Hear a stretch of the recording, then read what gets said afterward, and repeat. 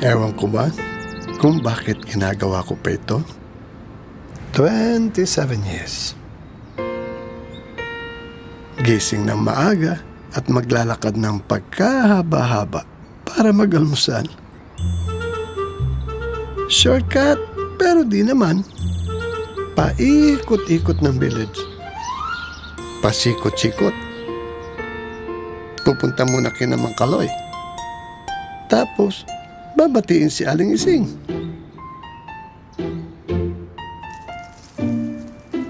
Titingin sa playground.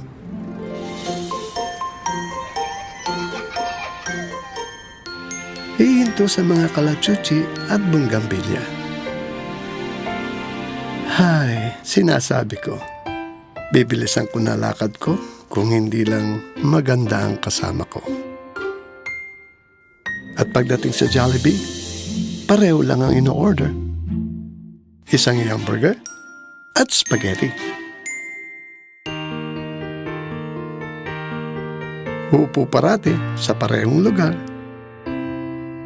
Hatian niya ako sa kinain niya habang nakangiti siya sa akin.